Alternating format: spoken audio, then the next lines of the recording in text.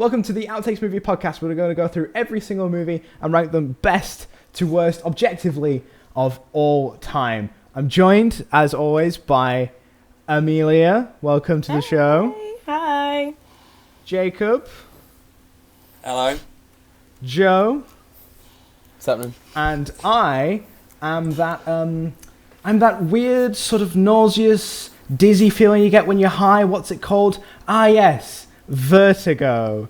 The movie this week. Way. Got me there. Very nice. So I'll hand hosting duties off to Amelia, who chose this film. Tell us about Vertigo. Hi, yeah, so Vertigo was released in 1958, so we're a bit older now than other movies than we're probably going to do in the future. But yeah, it's a great film.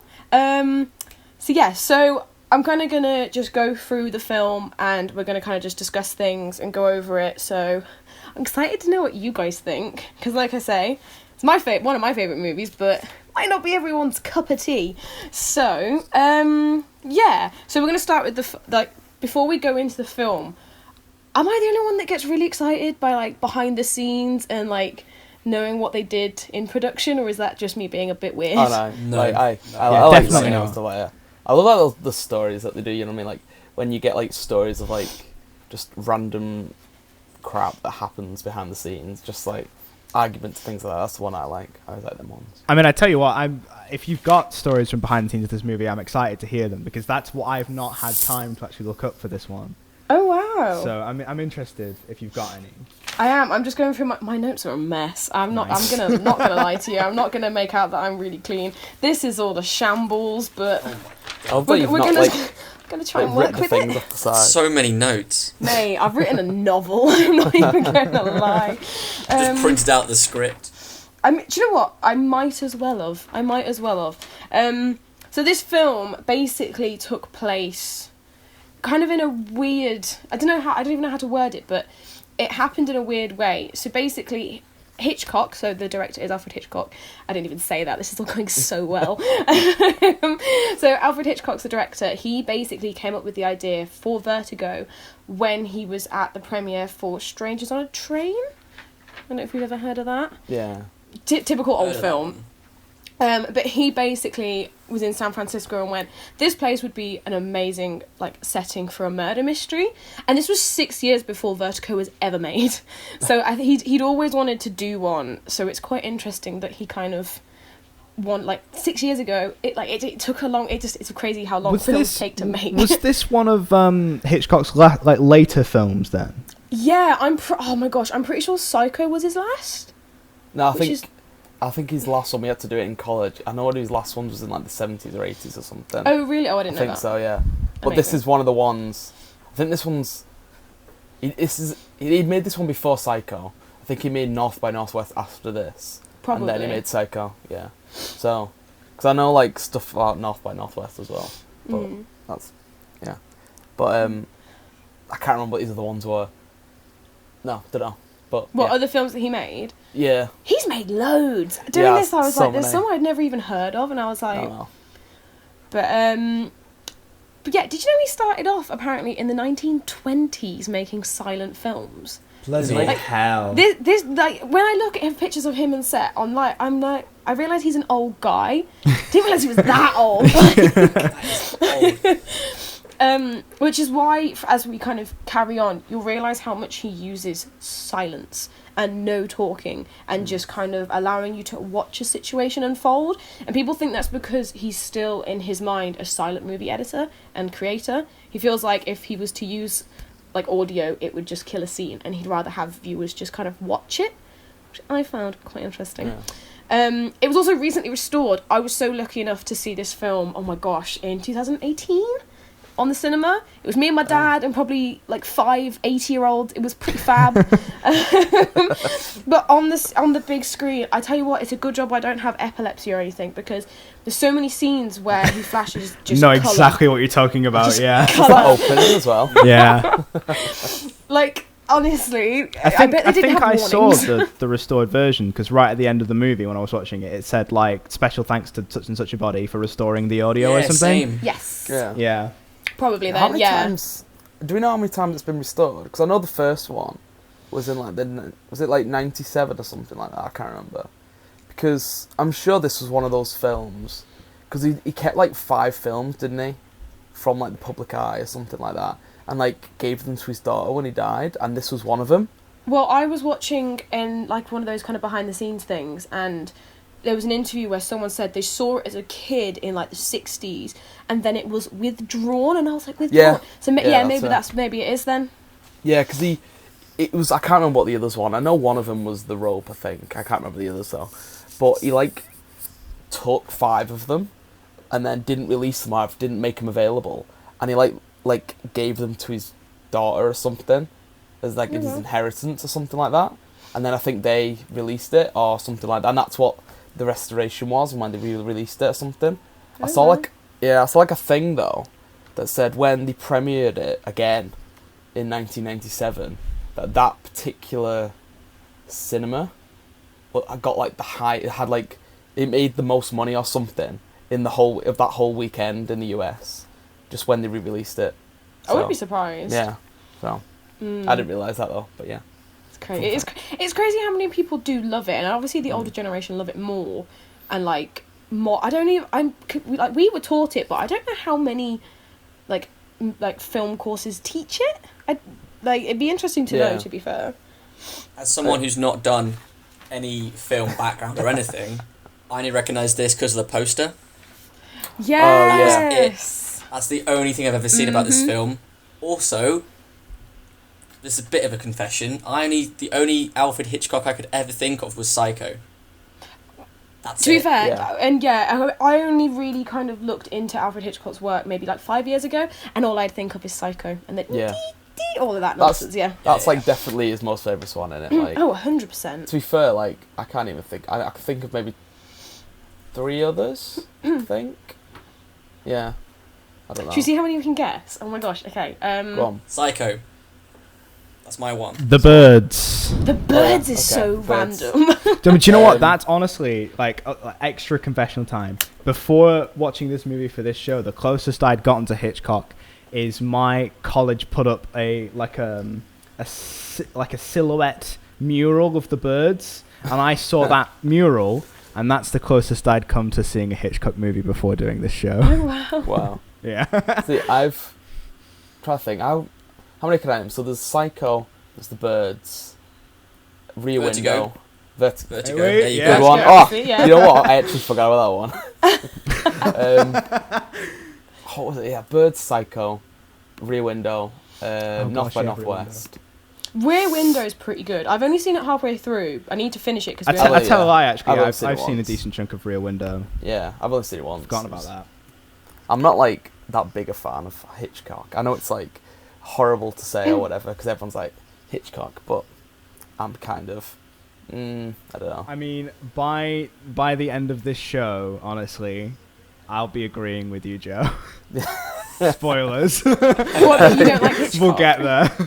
Yeah, like I can appreciate like Psycho and what it is, and like, and it's good, like, but I don't know. I think he's a bit of a weirdo.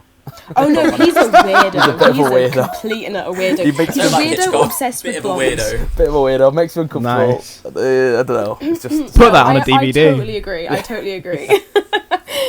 yeah. I think.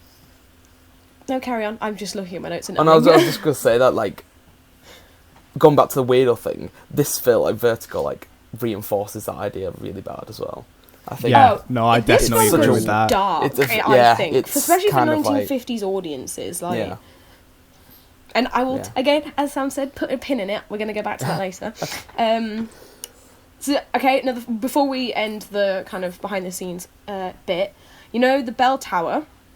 So they didn't actually film it at a bell tower. They built the stairs like a complete recreation, and it was over 70 feet high. And apparently, it gave the actors and actresses actual vertigo because it was so high.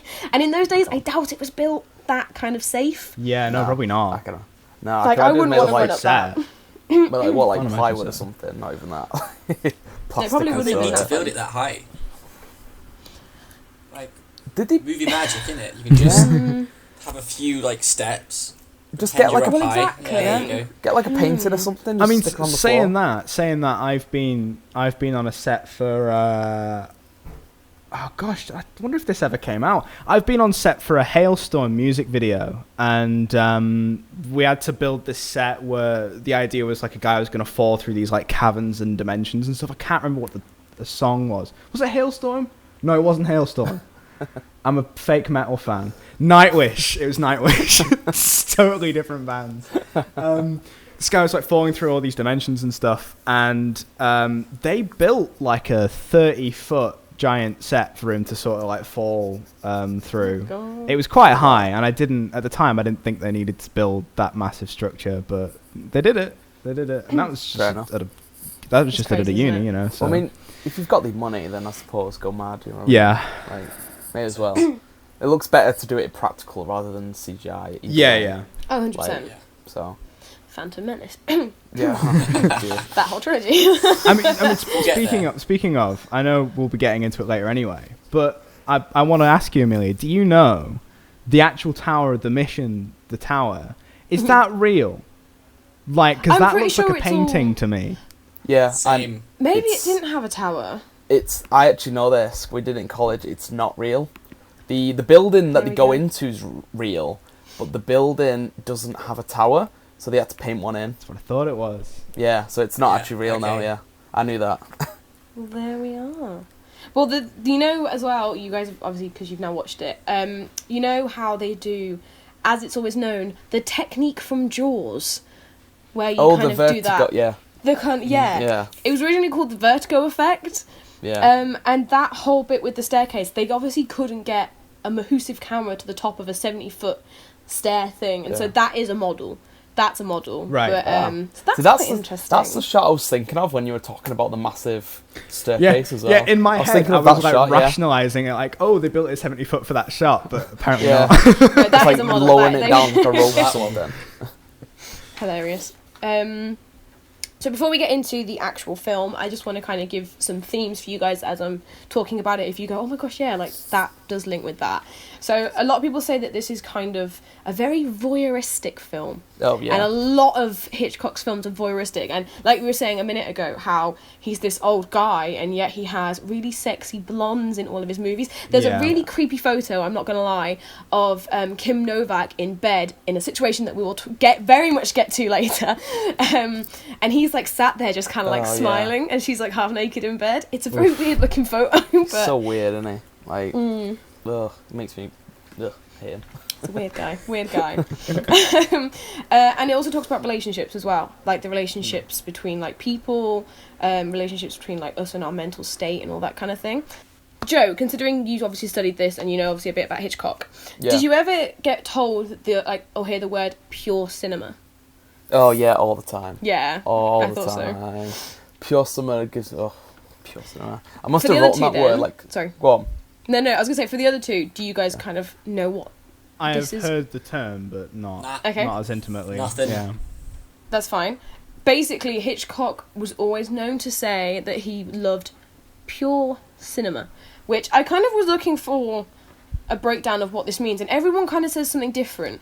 But it's basically a visual means of communication. So when someone goes, "Oh, that's pure cinema," it's kind of where not a lot is going on. They kind of keep it very simplistic, and it's just kind of you're so engrossed in watching something that it's pure cinema. You could only Yeah. get this on cinema.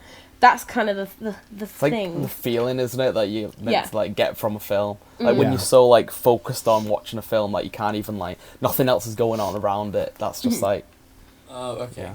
Yeah, so like Yeah. Guillermo del Toro, did I say that right? Don't even know. You did, yes. There's a quote from him where he said like Hitchcock was basically able to create things that theatre, radio, like paintings, like couldn't give an emotion. yeah, Like yeah. they couldn't do anything that they could do, if that makes sense. No, this is No, making yeah, it sense, does, isn't yeah. And so basically, in a lot of modern day filmmakers, including like Scorsese, they kind of still look back to what he does Yeah. to kind of remind themselves like we don't need like all these flashy kind of cuts and like Taken. Let's just think about Taken for a minute. Yeah. Like we don't need cut after cut after cut after cut after cut. Let's make this really exciting. Sometimes just being in a moment and kind of the tension of what's going to happen that kind of sometimes needs to be brought back into modern day filmmaking, which I think is quite nice. Yeah. Because, like, there's so many good old films. Granted, they're not perfect, but what old is? So, but it's a start. But yeah. Should we get onto the film then? Let's do it. Should we go for a right. What do we think of the opening? Because obviously, like every old film, we start off with the credits, and there's always this kind of montage graphic element. Is this What do you think? perhaps like the first example ever of the Inception noise, like intro? Like it's like it's on her eye, and then it goes James Stewart. Maybe. It is seen as the first time graphics are used so heavily. So as we said before, the poster and the opening graphics scene were created by an artist called Saul Bass. Now, the actual movie poster, its resale value today is pretty insane. Like, people, even though it's such like a very simplistic poster, Saul Bass is so well known for like doing a lot of stuff. I'm pretty sure he worked on other Hitchcock films as well. We did him in, when we were doing graphics, like a section of ours was about Saul Bass in like film and graphics. So he was like, he did like loads of posters. I can't remember like any off the top of my head other than this one. I think this one is his most famous one. Did you do North by Northwest? Now we've just said that, it's kind of reminded me. He might have done. I feel like he might have. Maybe. But it's really cool. It's really simplistic. So if you get a chance, like, check it out. But did we kind of make the link with the spirals? Because when I first saw this film, I was like, what's going on? I'm not playing with a spirograph here. Like, this is all a bit odd. But it's meant to be, apparently, that the spirals are kind of this idea of a descent into multiple different things. So obviously, Vertigo, the kind of spinny feeling.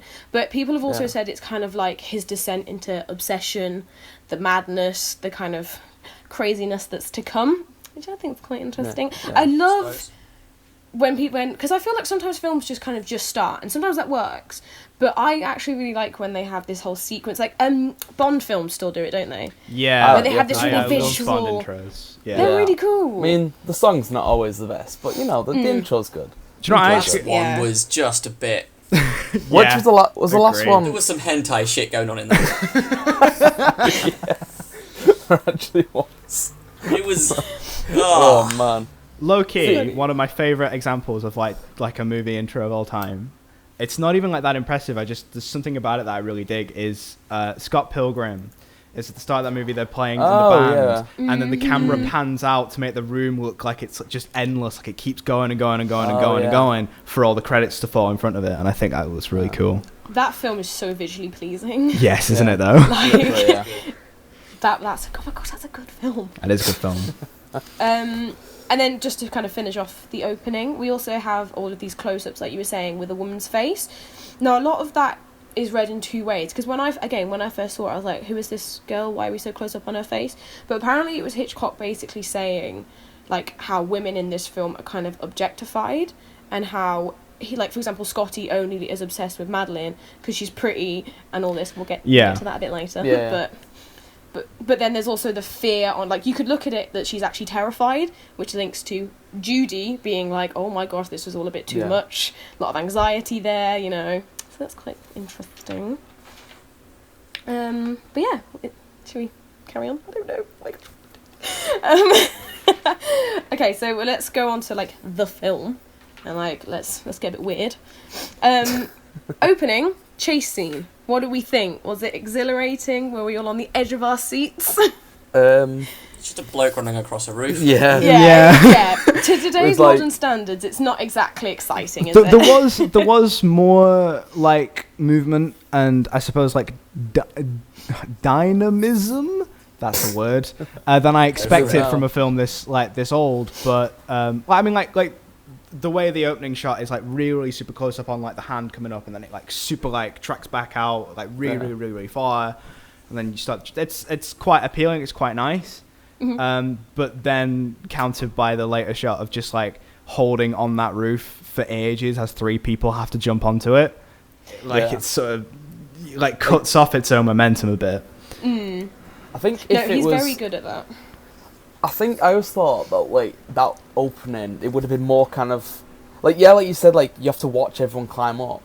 I feel like it would have been better if it started with him like or the guy already on the roof, and then it would then cut to the other two maybe climbing up, or one of them just about to climb up, and then like Scotty climbs up, and that's like his big reveal. Almost, it'd be the same shot as the very first one when the guy climbs up, but it'd be like him like seeing his face. You know what I mean? Yeah, and yeah. it'd be like his big reveal. So it just, I think that would have been better. In this, like the way the intro is done, it's not really immediately clear that Scotty is a main character or is someone we should care about in the least until the very, very end of the scene. Like, he is just one of the characters. No, that's very true. That's very, very true. I do love the use of close-ups, which obviously then is used throughout the film, because, like you say, we have this close-up of the policeman's face, and he's like, give me your hand, and it's all very, like... You only realise later on that that basically is a close-up on an innocent man's face who's about to die for literally no reason. Like, I do like that kind of use of, I'm going to get right up and close in someone's face, but you won't know until a bit later, which is quite interesting. I always thought that this scene as well, it feels... I get that it's meant to set up, like, the reason he has vertigo, but, like, it's not 100%. I feel like if they didn't include it, and instead they maybe had... Because it happens and then you're straight into the story. Like, him a couple months later, recovering. He's about to have the corset taken off. Yeah.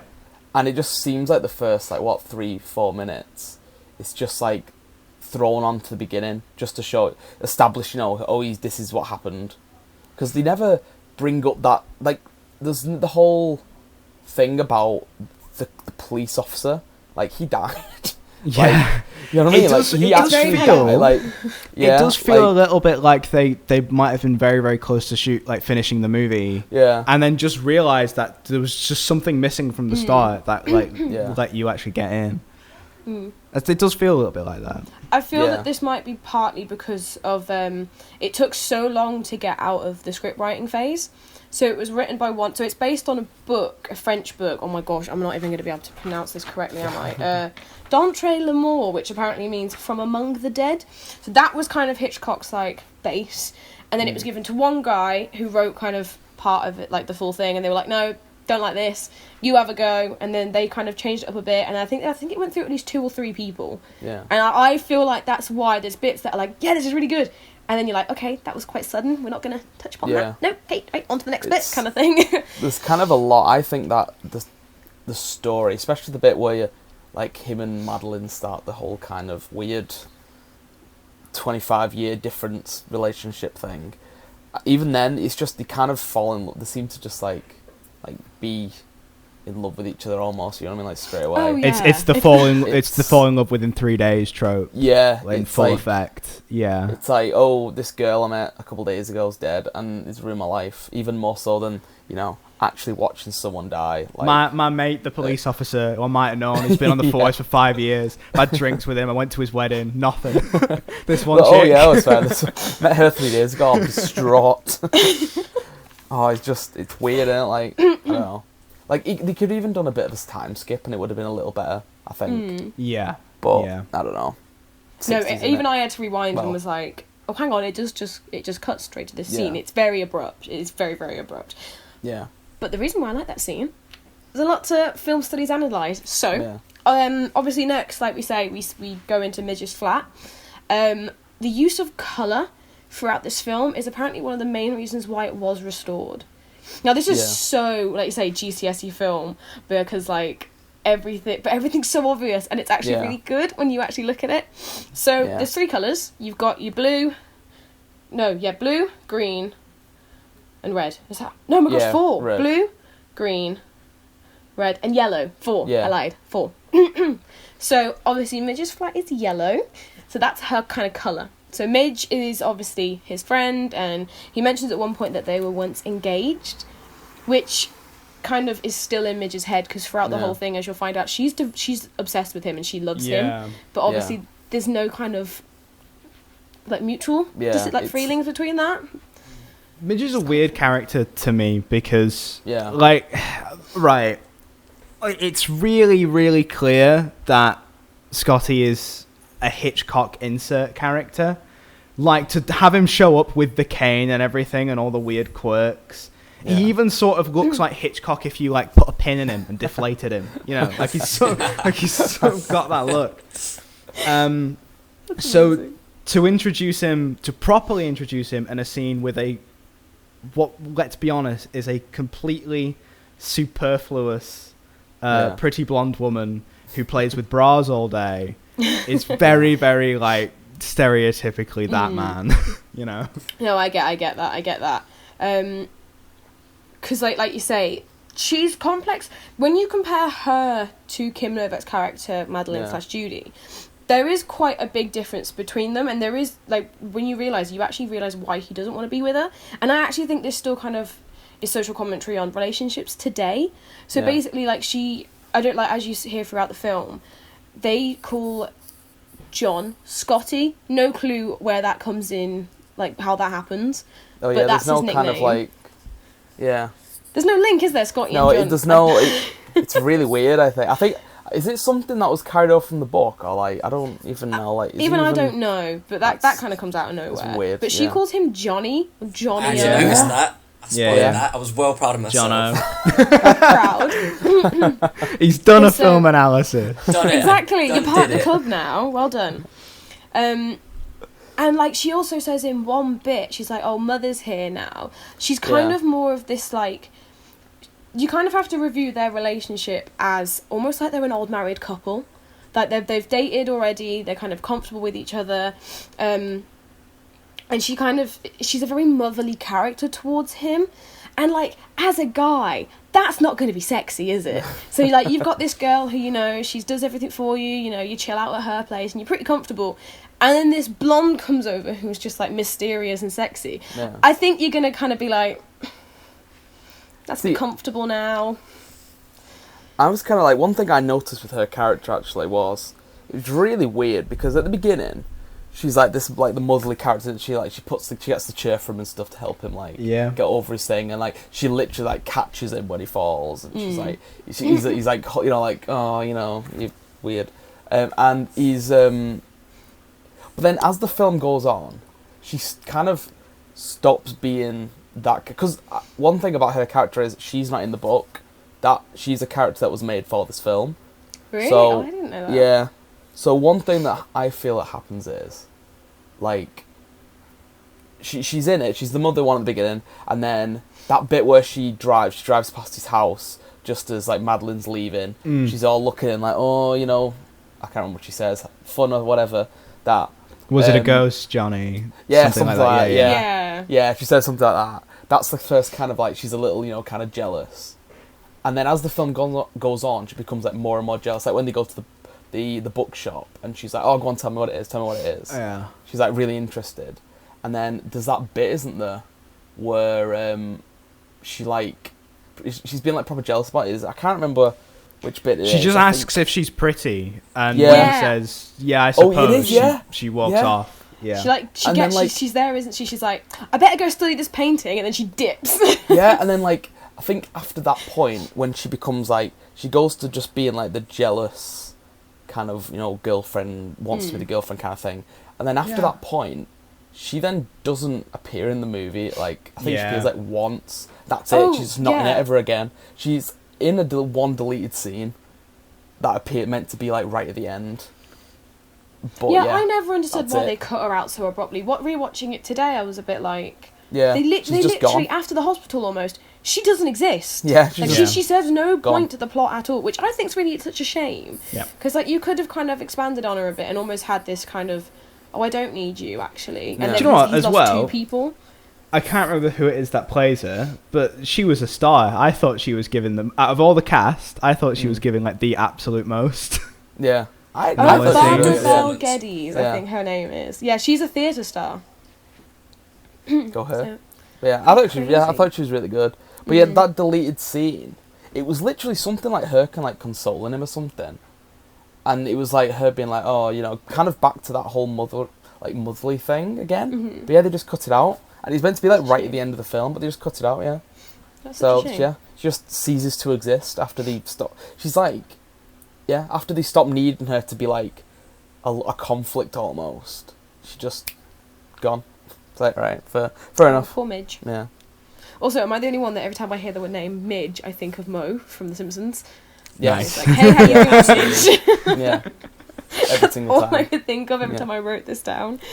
I always thought it was a really weird name as well. Anyway, but It's a very of the period name. Like you wouldn't get kids called Midge nowadays.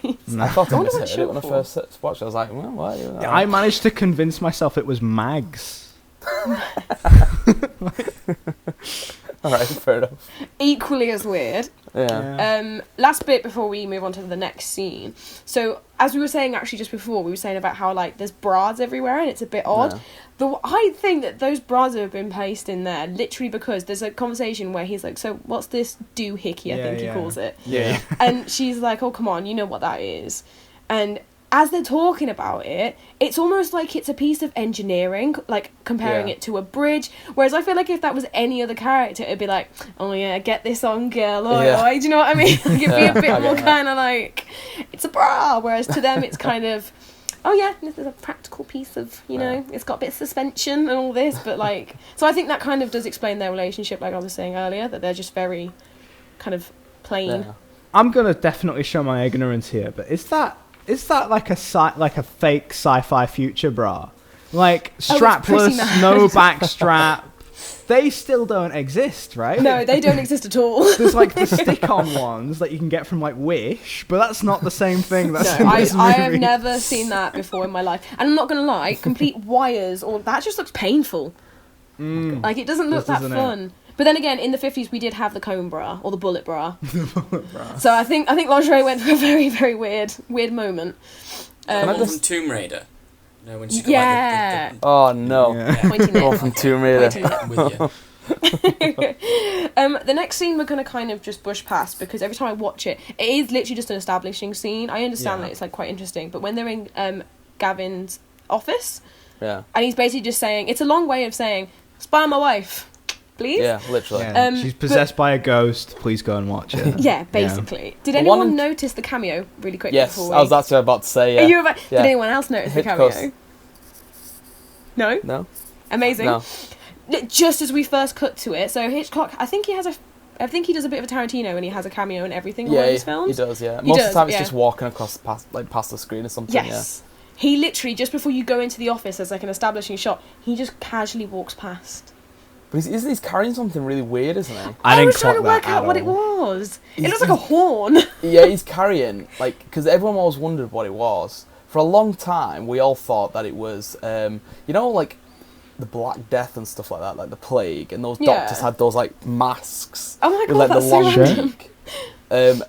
We all thought that it was a case for one of them, but it's actually, like, I Googled it before, apparently, it's a foghorn. very And random. later in the film, you know the bit where Madeline jumps in the river thing? In the bay, yeah. The bay, that's the word I was looking for. Apparently, when they restored the film, they put in the sound of a foghorn at that point. It's kind of like a reference to it. I thought you were going to say Hitchcock was just stood at the side of the thing I going, just, I mean, it could have been him, I don't know. But, shut up, Hitchcock. Just, but yeah, because I didn't notice it the first time I watched it either. It wasn't until I got pointed out. Back at it again with your foghorn owl. I know, Come yeah. on. Just like being a weirdo with this foghorn. Actually, it's like, Blowing his own foghorn. It's disgusting. I bet if yeah. you turned up to set, you'd be like, who is this old guy? And it's like, oh, that's the director. You'd be like, why is he blowing a horn? Oh man. And then, yeah, kind of to finish on that, the whole room is red, which, again, throughout this whole film evokes, like, danger, as it does in any, probably, movie. It's very much like, danger, you're not in the right place. It's also a very typical man's smoking room of, like, the 50s. Yeah. Like, it's such a manly room, it's, like, kind of scares me a bit, I'm not gonna lie. It's got all like the industrial stuff going on in the background as well, which is like it's. I feel like it's like green screened in as well, or blue screened in as it probably would have been then. Probably, Like, it as doesn't well, look yeah, right. because it looks very elaborate. Like it looks very detailed for what's meant to be a faraway shot. It's like, okay. Like I get that you're meant to establish that it's like what did he builds like ships and things, doesn't he? Or something? Yeah, it's It's a a shipyard. dockyard, Yeah. yes, that's the one. And it's just, I don't know, it looks like a weird kind of like, it looks like they've just cut out the thing and then just put a picture behind it, and then they're like, It did look like that. looks good enough, it's fine, don't even worry about it. But yeah, Crazy, I don't isn't know. it? So, next scene, obviously he's agreed to stalk her. basically. Literally. He's like, the first time you can see her is for going for a meal. So they go for a meal. Again, the whole room is red. The whole thing's red. They're not very subtle about it. And it's kind of like the idea of... I like to think it's kind of the idea that Scotty has kind of trapped her in one place, and it's like, right, this is where it's all going to get a bit weird. Like, there's no escaping, like, what's to come. There's, like, lust. There's a lot of things going on, because when she walks past, there's the scene where she's just, like, directly side on, and it all really intensifies, and people say that that's kind of the moment he's kind of obsessed with her, and he's, like, got this crazy lust for her. So I think that's quite cool. I think it's really thingy as well. It's really obvious the colours they use in this as well. Oh, yeah. Because everyone's wearing black apart from him and her.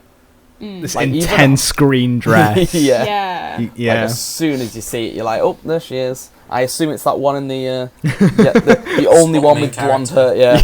Like I assume it's the only one with blonde hair and a bright green dress. It's so obvious straight away. But I mean, it works, so you know. You wouldn't get that in today, like, modern cinema, would you? No one, I don't think, would be that brave. No. Well, the thing with this scene, when we were doing it in college, one thing we had to focus on a lot was, you say before about, she's like, throughout the whole film, the whole point of the first half is that, like, they're trying to trick him into falling in love with her, something, isn't it? So, it, like, literally, it, like, frames her quite literally. That bit where they stop, and she stops in that door frame, it, like, frames her, like when she goes and look at the picture, it's framed the same way. And even when they're leaving the restaurant, there's, like, a mirror on the wall that she looks into. I actually looked then, I don't know why. That there's actually, like, there's a mirror, and it, like, frames her, like, because she looks into it, and, like, kind of looks, like, at him through the mirror, almost, and it's weird. And they do it throughout the whole film, like, the bit where he's looking up, he's being weird and looking up at her through the window, and she's just a ghost who just decides to phase out the wall or something. I've always wondered what happens just in gets that in a scene. car and without even, that's again, it's like a frame. It's weird, lots of frames. Well, to be fair, mirrors are used quite heavily, and I think... Because you know how there's always this thing like, oh, do mirrors lead to an alternate reality and all this? I definitely think mirrors are used as a metaphor for, like, not being able to see clearly. Because, like, say, it's used in that scene when she walks past. It's used when he's kind of, like, peeping on her through the door in the flower room. Such a flower weirdo. room? Florist. Yeah. He's just some, like, weirdo, like, 50-year-old man. He's very just falls peepy, for her. isn't he? Yeah. Yeah, he's such a weirdo. He likes a bit of... Just being weird, yeah. There's no other word for it, is there? Like, one thing about it's really, something completely unrelated. I just thought I was watching it. It was more that bit at the beginning. Did anyone else notice that, like, his hairstyle?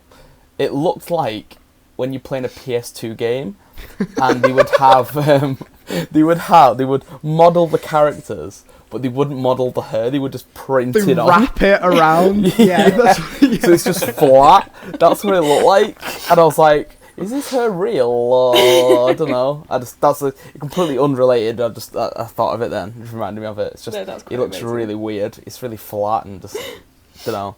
Looks like a wig almost. But PS2 game. Good old Jimmy Stewart. Yeah. Oh, bless him. So yeah, we'll move on to that whole kind of following sequence where he basically does, like, stalk her. It's quite a long sequence, and you'll notice as well, there's not much talking. Oh no. He Really? follows her for a long time. That goes on. It's on. Like, Does. he's following her. He's like one car behind her, or He's not right so behind bad her at the it, entire isn't he? time. He's so bad it's at like it. it's like the worst missions in LA Noire, but you can't even push buttons in this. Gets to location, and then, like, the Scotty, like, school of hiding behind things is to take, like, a really big thick wall, and instead of hiding behind it like a normal person, he stands 10 feet away from it. Yeah. But you are insinuated that he's, like, hiding, and then she leaves, and then he drives, and then he hides, and then she leaves, and then he drives, and then he hides, and then and it goes on and on and on. There's no need for it, is there? You don't even need to see them driving. Could you not just cut to that them? Cut from place to place. Surely you would, like, literally. if you want to show it, you would, like, speed it up each time. Yeah, Like, we literally. get the impression that she's going, like, far and away in each location. Literally. Oh, it goes I understand so the length long. of the first location because Hitchcock used a lot of point of view filming. So instead of, like you say, having, I don't know, like lots of establishing like shots from different angles, he'd always have it where it'd be like you get their reaction and then what they're looking at. So, like say, when he's driving, there's a lot of kind of like inquisitive looks and then what he's looking at. I understand that could definitely be cut down a lot.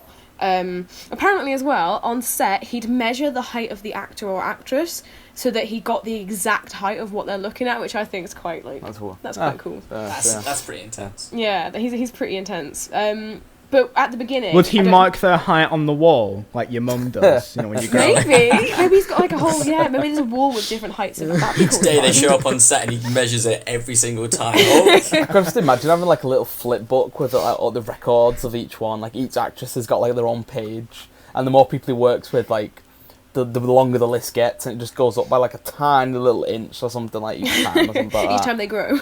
Yeah, literally. Like, oh, look at that! Oh, you're getting old. That's quite funny. So we also probably noticed. Sorry.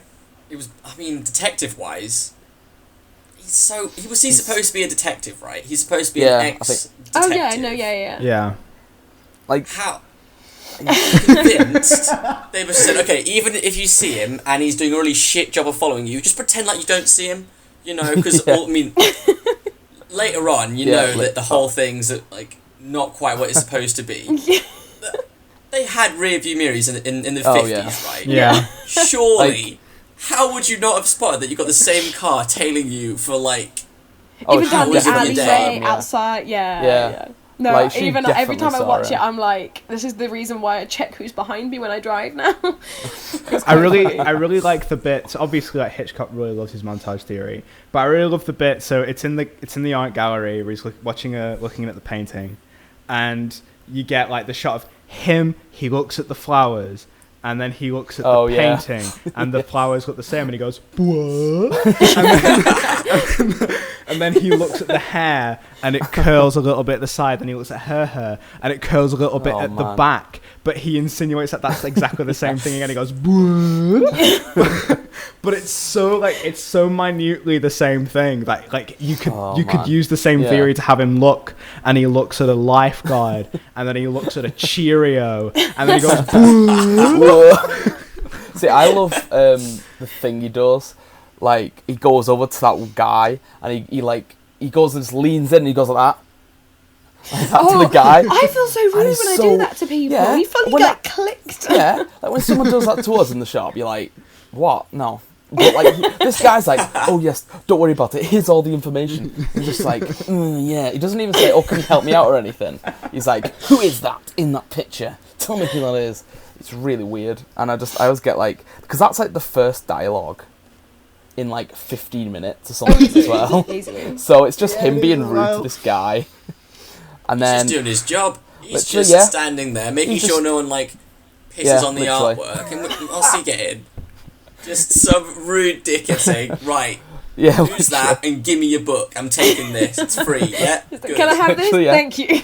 Like, and then the guy's just. Did you see how like poorly lit that room that guy was stood in as well? I know it's like a minor point, but like there's like one light in there, so he stood in there just kind of like in this like poorly lit room. All I feel day, like that's his job.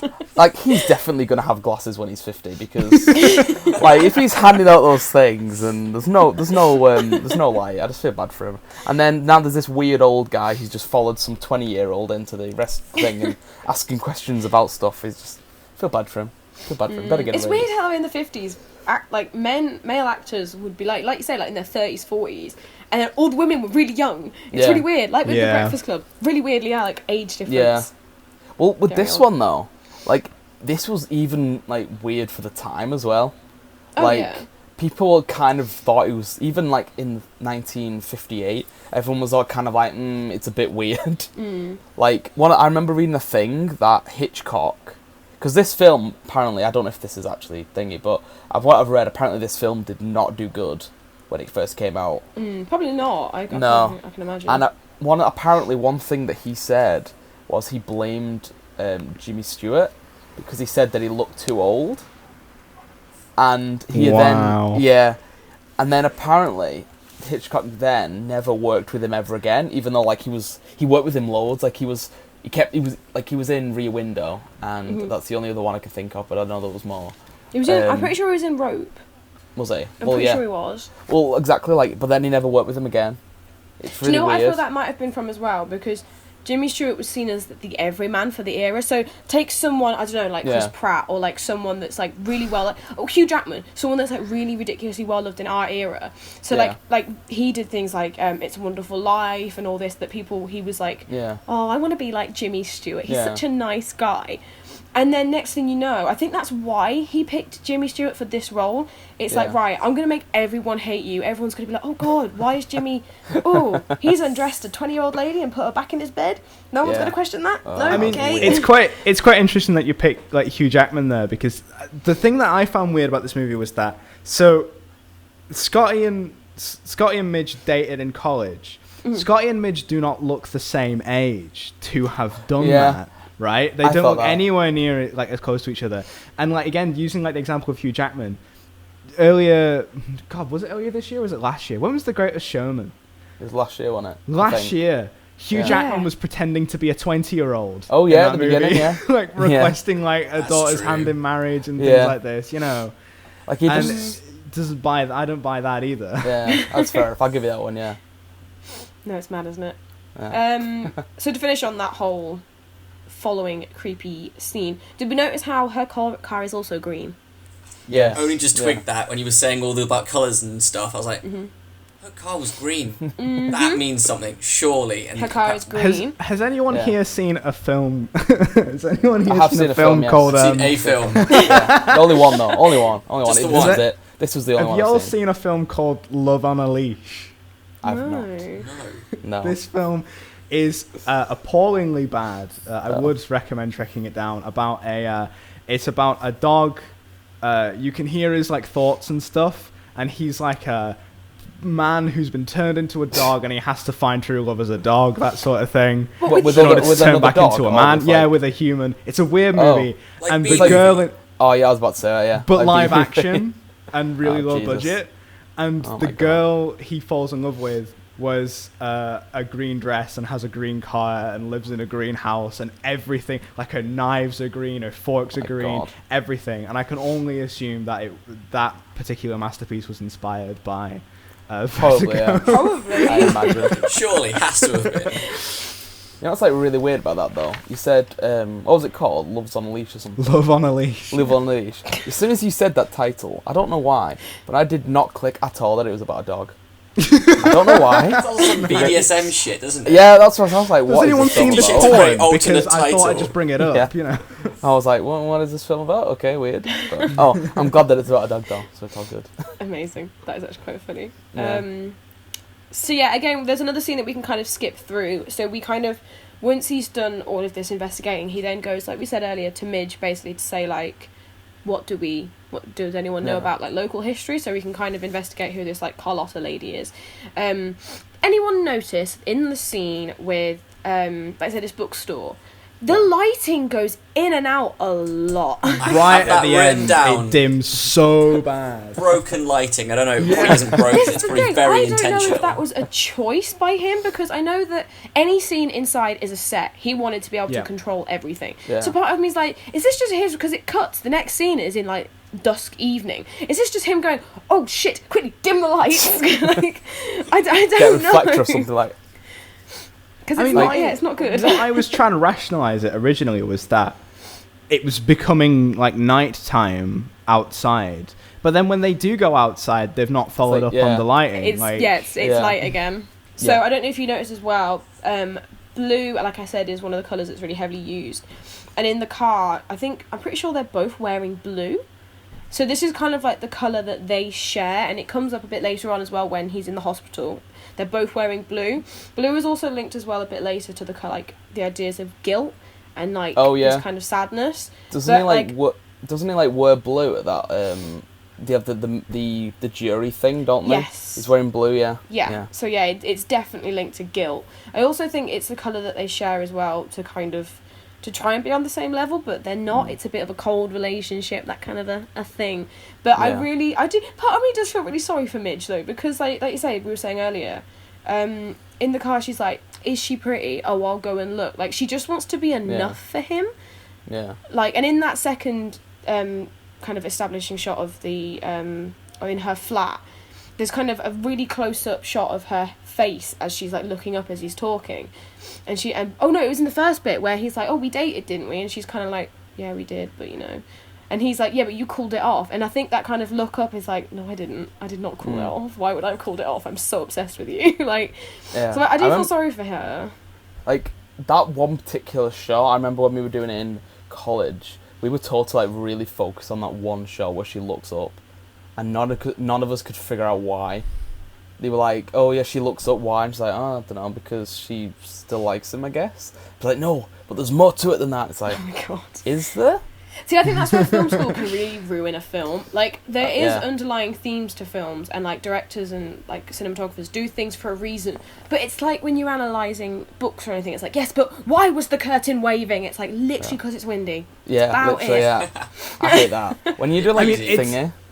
Like, it's one of these, I think, where I think the fault there is on the teachers, not the idea of analysing product, 100%, or literature or anything. Because if they're just saying to a room full of frustrated students, but why? But more. You're not seeing it over and over. You know, they're not going to get anything back if they're not seeing it. You've got to tell them what it is and explain that why it's there. Like I used to get really annoyed a lot of the time with the whole like, oh, why were the curtains yellow? Because they were fucking yellow. That's what I'd be like. But now, as someone who's written something, I fucking hate actually writing. I love storytelling, but physically writing is a drag, right? Like it takes too long. And if I'm stopping my train of thought to tell you that the curtains are yellow, I've got a good fucking reason. Yeah, I get that. That's fair enough, yeah. I appreciate that. That's quite funny. So, as you all bloody love, there's another little follow sequence as well. After all of that, it goes on for a long time. Yes, but we have a creepy scene at the end of it, so it's all good. Music's a lot more intense, so this is kind of more of like, because when I first watched it, I was like, oh my God, we got to watch him go, like, follow her again. Yes, okay, we know she's getting up to weird stuff. But she's kind of in this different outfit, isn't she? She's in like a completely white coat. No, she's not. That's the second bit. She's in the. Oh my gosh, what's she wearing in this bit? She's got a blue dress and like a grey coat. She's wearing the scarf. I'm pretty sure she's wearing a scarf because it's when she goes to jump in the water, isn't it? Yes. Yes. Yeah. People say that kind of like, because she walks very kind of like, almost like you know in video games when they get like really freaky characters and they're kind of all flailing all over the place. She's kind of like walking like that towards the water with like the ghostly scarf, and people say that's kind of like her trying to be like, ooh, I'm a ghost, see you later. Which I think is quite fun. But I really want to carry on. Like, I was just gonna say, like, I really want to know how much this Gavin guy's paying her, because to risk her life to jump in that bay. You say risk her life. She jumped about 5 feet. Literally. If I what if saw someone like jump into the water like that, I'd be like, what, on our bed? You wouldn't jump in it. Yeah. But that's what I mean. Like, I mean, I've never jumped into the San Francisco Bay personally, but I can imagine it's jumping into it. Like, they're wearing a coat, so it's not warm. I know it's California. Yeah, well, but, it will be quite cold. But like, they're jumping in. There's still a risk there of her drowning. You know what I mean? You must be paying her a lot of money. Off the flowers, like, I don't want to do it. I'm gonna die. But that, like, Gavin. That's like the other thing though. Like, if it, like, she must have jumped in at some kind of impact in order for it to have knocked her out enough for her to. I guess she doesn't fake that. Yeah, like, that's true. Like, she's not just fake the whole time, because like when he gets back to like apartment, he's like undressing her and stuff. Well, obviously that's what would have happened. A normal person would be like, all right, no, I'm awake. No, stop. Well, this is the thing. So she's knocked out, and that throughout the whole of it, she's having to pretend to be asleep, which makes it even creepier. Oh, it does. That makes it even worse. But then, like, I don't know, because I mean, I know it's a film, but being knocked out for a long time can do some serious damage. You know what I mean? Like, you can get like brain damage from it. Again, you know, I know it's a film. I know it's not real, but I'm just saying, she risked that. But I don't know. I just thought that bit was really weird, especially when you find it's not weird when it happens when you first watch it, but it's when you rewatch it knowing that she's being paid. Yeah. It's really weird. When you rewatch it, I think you get a completely different look on the film. 100%. Yeah. I mean, there's some things that they do to like build the mystery. It's we mentioned it a little bit earlier. She goes into a hotel room, then they check on the hotel room. Yeah. She's not there. The car is gone. That's a plot hole. Yeah, like that's just a plot hole. Is there like a secret hatch or something, or like did she climb down the fire escape or something? Like, whoa, like how? Like, bribe the woman behind the desk as well. Yeah. Just lie. How many people are in on this? Yeah, there's a lot of people that are in on this. Like, and with that woman as well. Like, he just flashed her badge. Like, she didn't even ask for any. He was just like, "Oh yeah, I'm a cop. Here's my badge." And she's How's like, he got his badge as well? Because he's been Yeah, messed I know, up yeah. before. She's supposed to hand that in. Yeah. Hand in your Like- gun and your badge. Everyone knows this. Like, that's an actual crime. Like, he's just committed a crime. Yeah. Impersonated a police officer. And they're like, yeah, that's what I mean. Like, 1 minute she's like, oh, it's the privacy. They deserve privacy. Oh, you're a police officer. All right, her name is this. Her name is this. It's upstairs. I'll even go open the door, let you in. Don't even worry about it. Because we didn't get to see the badge. It was just like a really sincerely happy photo of him. And she just thought it looked really sweet. Or really sad, and she felt bad for him. Just him sat crying like that on the side. Like, oh. Or there's a picture of that guy from the beginning. It's like, yeah. That's quite funny. So yeah, let's talk about this whole creepy scene really quick, and then we'll move on. So, I don't know if you noticed, but obviously his front door is red. His colour, red. And as we move in, he's now wearing a green jumper. Yeah. So he's kind of adopted her colour. And then there's this whole pan across the room. And you see her clothing there, and you're like... Yeah, it's like... And then there's another scene where it goes back to it. And you see her tights, and then you kind of have a moment where you're like, hang on, nice Jimmy Stewart has straight up stripped this woman, like, butt naked, maybe. Like, casually popped her in bed. No one's going to question weird. this. Like, It's really weird. It's very So creepy. odd. Like, I get that it's meant to be, like, their first time, like, talking or something. But even if you just put, like, Midge in the scene... Again, I know, obviously, she drives past and it establishes her as, like, a thingy. But if they'd, like, reworked it and just had her there as well... It would have been so, like, less creepier.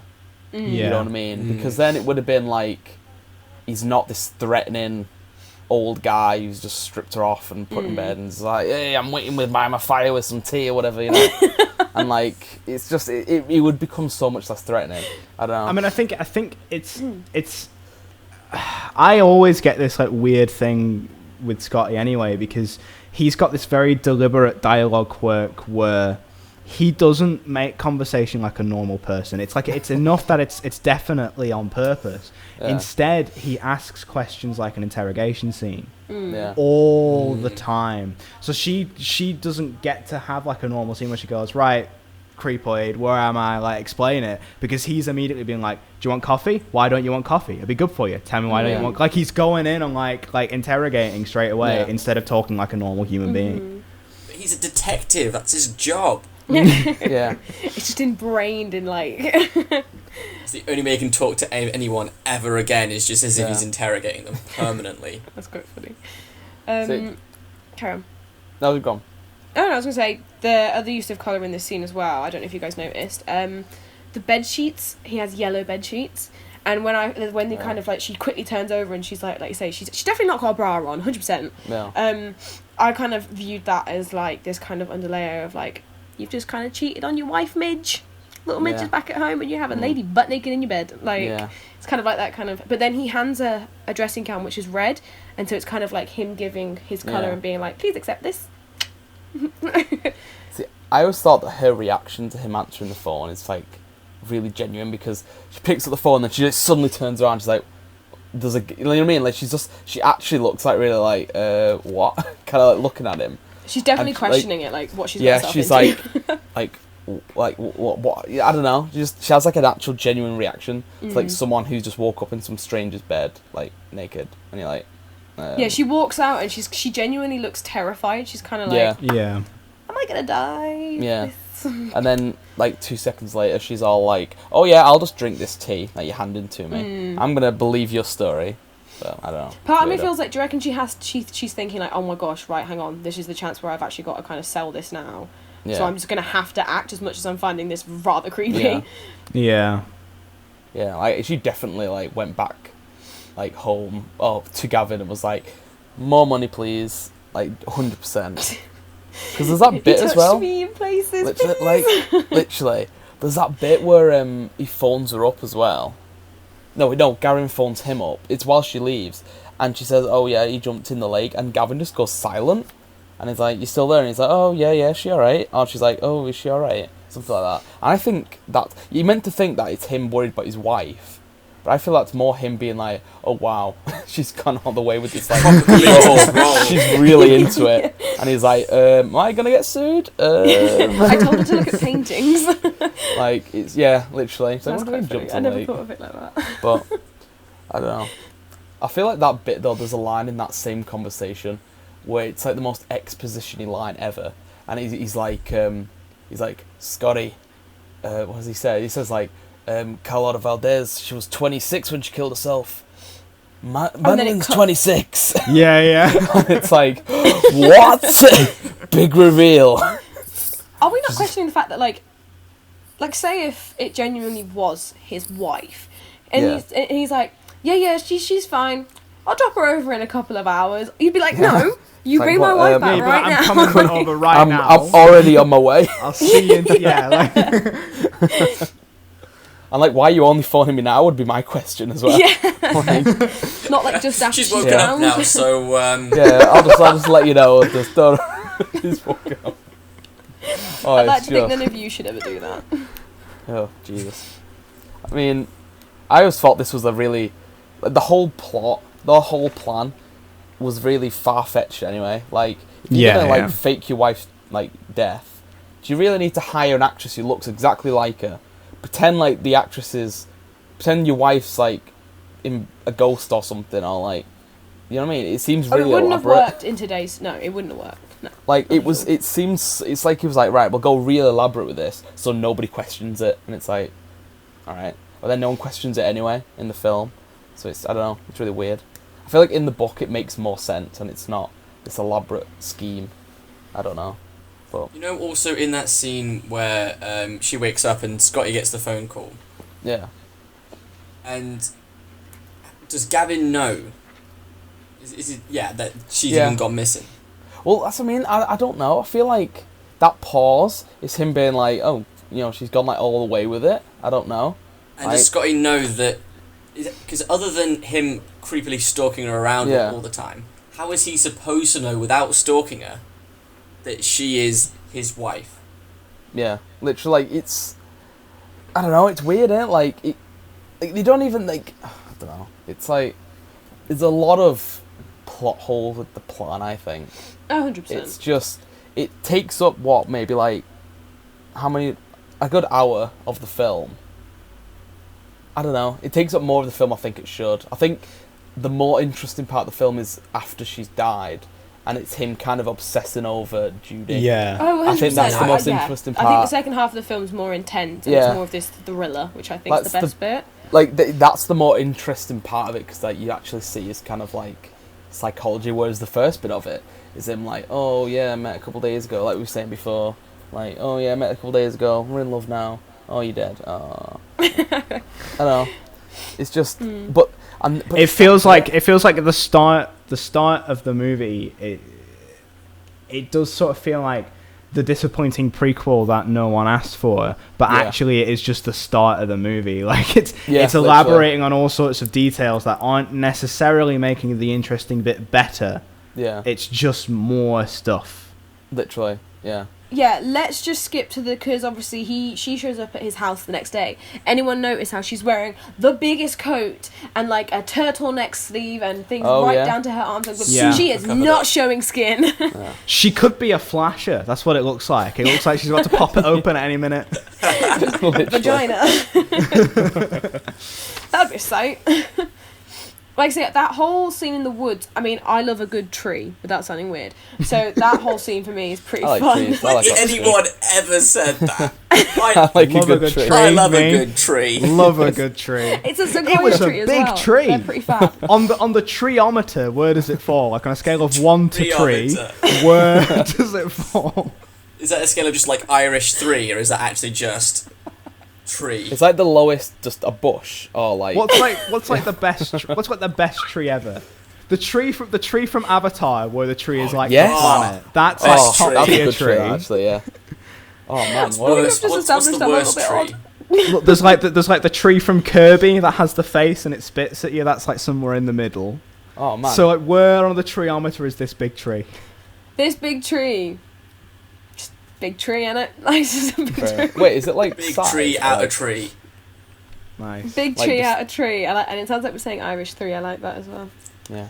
Um, Segue. yeah, that whole scene is very... Yeah, I get that it's kind of just to establish her kind of descent into Carlotta taking over her body, Yeah. because we all know it's Yeah. fake. And this whole idea of them running down to the ocean and her being like, oh, I want to kill myself. She says something which I find really interesting. She's like, she just goes, I'm committed. And like, you kind of like, Yeah. wait, what? And you kind of realise she's basically telling him out of character, like, I like you. I'm committed to us. Should we stop Yeah, this yeah. off? Yeah. Like, but she can't. And I think she has a realisation where she's like, shit, I can't. There's nothing we Yeah. can do here. And then after that, it just completely, like say, cuts back to Midge's room. Now this is where we get creepy painting, which I think is Oh, yeah. rather creepy. Oh God, Oh creepy no, the painting. creepy. Yeah. This is that bitch. She does that weird painting. Yes. That was She like- so paints funny, Carletta, I'll be but with honest. her face on it. Yeah. You may have Oh, noticed it's as well, weird. she's now wearing red. So this is her kind Yeah. of being like, I'm good enough for you. Look, I'm wearing your colour. Do I suit it? Yeah? No? Yeah.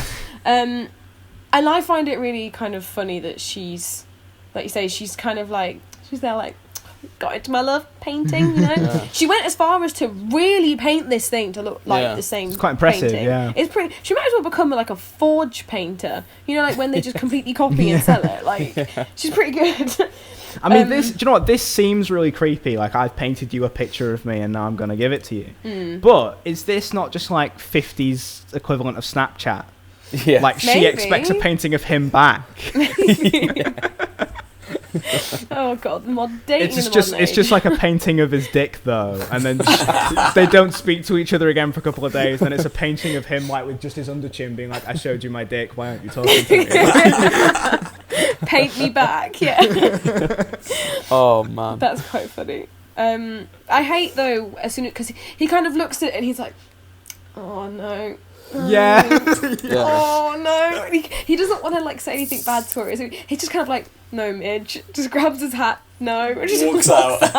See, is that because of how terrifying the picture looks, or is it because of like the whole oh yeah I'm in love with this girl but she's weird? But I honestly I think it's because she looks down at that picture and he's like, I'm not putting that in my house. You can Yeah. no, I'm not waking Red up to that flag. every day. Yeah. Do you reckon he just like went outside and started laughing? Because I feel Yeah. like I'd have been like, ooh. Yeah.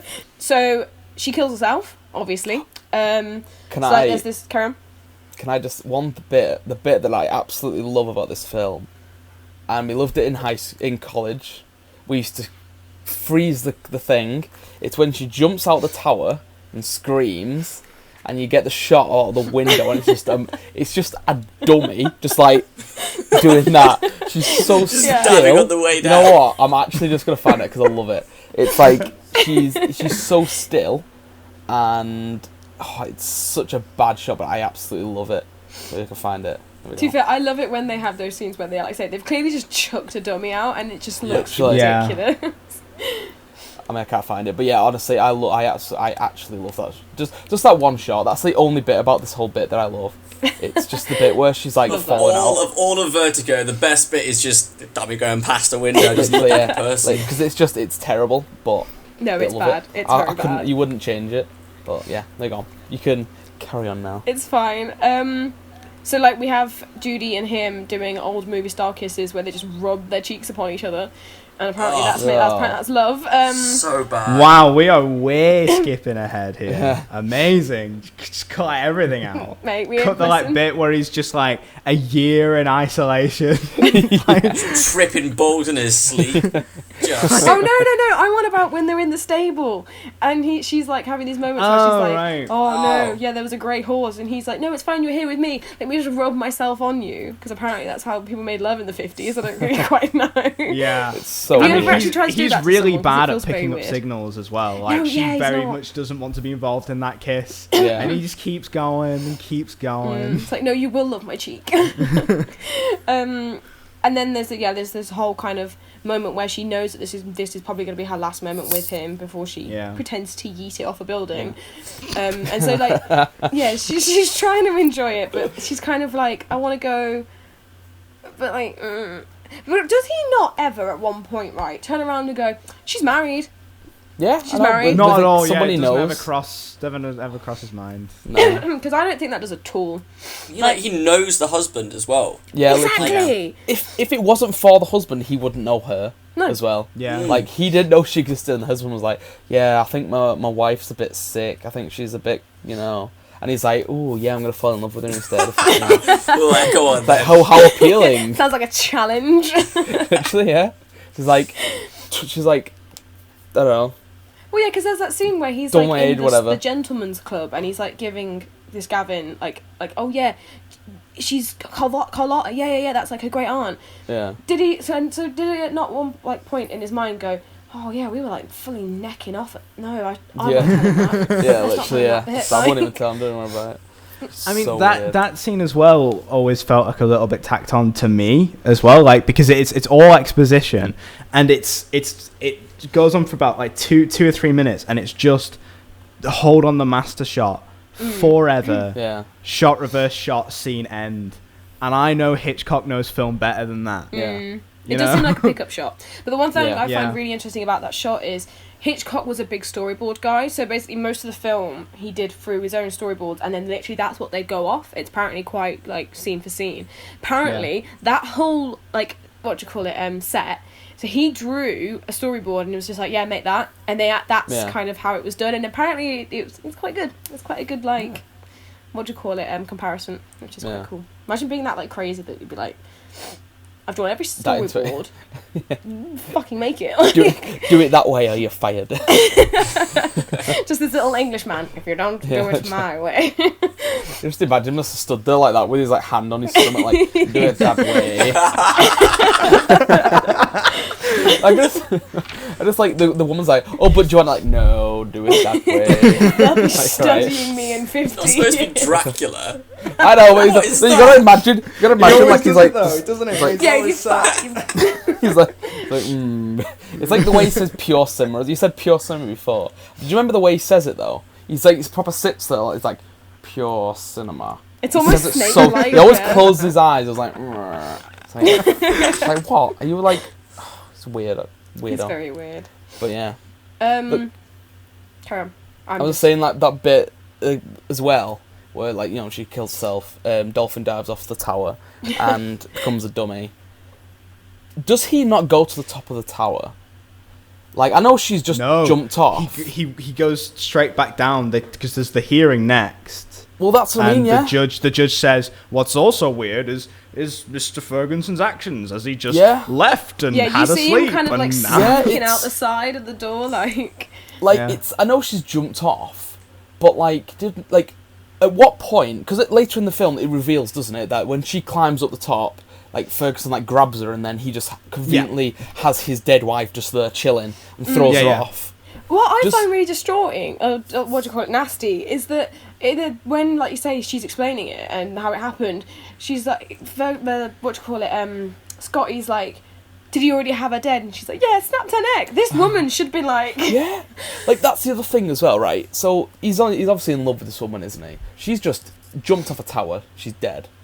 Did he literally just leave? He didn't even go to a body or anything. It is almost as if the reaction was almost like, yeah, oh well, that was nice, Literally, yeah. It's like, oh well, move on to the next one, I guess. So she's thinking, it's just because you'd go there, wouldn't you? And if he saw the body, he would be able to see that that's obviously not the same Madeline that he's been following around for the past 3 days. Yeah, it's obviously they're dressed the same. They probably look a bit similar. But it's not the same. But they don't look identical. Based They're on not what twins, happens are they? later in the movie, when he starts seeing women who he thinks looks like her, the second he gets a good look in, he's like, no, not at all, not a bit. Yeah, it's really weird. Ain't like you just get in his car, he's just leave, and it's like, I'm just gonna go now. She killed herself, not my problem. It's like, right, okay. Yeah. It's just, I don't know. It's weird. I always thought that bit was really weird that he didn't even go up to the top of the tower. Because if he'd gone up to the top of the tower, he would have seen them that stood there. Like, when did them two? When did Gavin and Judy come down from the tower? Like, yeah, well, surely a nun would have gone up there to see if anything was left there that she left, or like just see them two in the corner. Down. Like, sup? Like, did the nuns not see a woman dressed exactly the same as the victim and be like, "What's going on here?" Then it's weird, isn't it? Were they not noticed carrying the body they're in? Yeah. How did he get that body up there? Like, how long? How long have they been up there? Oh man, he just snapped a deck up there. He just convinced to go up, and he was like, "He's been waiting the whole time." Yeah. Any day now. That phone call that he phoned about the bay, he was just up there at the top of that tower. And he was like, he's like watching them necking on in the stables, like, that rat bastard. That's my fake wife. He actually is. Oh man, I didn't think about that. It's like, oh okay. So, oh man. I mean, that's not my wife, but hey up. Some college friend you are. Oh man, I don't know. I thought that bit was really weird that he didn't even realise, because he would have seen the body as well, I imagine, at some point. Like, he would have gone to the funeral, wouldn't he? Like, did you notice how on her grave there's no date that she died, date she was born? It literally just says Gavin's wife. That's it. That's all she is. Yeah. She had no other achievements in life. Oh man, it's just bad, innit? Like, I don't know. So bad. So bad. And then But before that, we get the courtroom, which is basically, like you say, just the judge is nasty. Yeah. Did they run out of money for this scene? Because this is the lamest looking courtroom. Yeah. It looks like it's in the mission. Sat in some room. Yeah. Rented out the church hall and just kind of sat down on some benches and like. Oh, it's very kind of like, oh, someone's died, right? Get us a jury, pop it up, do it here, save the money. Yeah, it's very. Yeah, but did anyone notice? I love it, and I only kind of noticed it today. When it's kind of like, oh yeah, you know, Scotty, he didn't mean to do it. I mean, you know, he killed a police officer, so clearly he's just got very bad luck.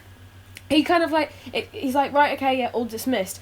There's a shot of Gavin like turning to like his solicitor or lawyer, and he just kind of goes like that. But I can just imagine him being like, we did it. That was easy. Really? Yeah, literally, yeah. Oh, okay. Yeah. So got away with it. Like, No. Nice. Yeah. Like, you just said then about how a police officer thingy. Like, oh yeah, like, did no one question the fact that two people now, within the space of 6 months, that he's been like in contact with, has jumped from a high place and died? It's a bit ironic. I know, isn't it? right? Yeah, that would cause some like serious, like, there would be investigations into that. Yeah, because it's like, are you like killing I'd like these to people? think so. Yeah, but he's just it's like, oh no, he's a bit crazy now. Let's just leave him to it. It's like, okay. I just thought it was really weird because it's like a direct link. Like, it's him, and they both died the same way, and it's, I don't know. I think it's a bit weird that there was no further investigation. But I'd like to know what happens after the end of the film, because then that's 3. Yeah, like, we've got a good old number now. Oh, Two of them were the same person. Literally, two of them, same place, same place. That's quite funny. Just, so we get the dream next. The good old epileptic seizures yeah. I like this bit. It was actually flashy. It was really good. Yeah, it was really good. It's quite good, isn't it? It's pretty random as well. So obviously we get I always find it hilarious though. You know, it's just his face going down like a a void. I don't know. I just find that so funny. I think it's because it's Jimmy. Do you know what I really love? Genuinely love was a really beautifully seamless edit of him walking through like the void of nothing, and then in the graveyard, and you did not see like the cut at all. Like, it was really stellarly done. I like that a lot. I think it's a very good thing, like you say, with all the colours flashing. I only really noticed all of the colours, so your blue, green, red and yellow, they're kind of mostly in that flower bouquet as well. And like, you know, when it kind of like bursts in it, it's kind of like all these kind of things. I think kind of probably like, I don't want to use the word climaxing, but like, you know, Yeah. Not climaxing, but you know, like when it bursts on screen. You know what I mean? Yeah.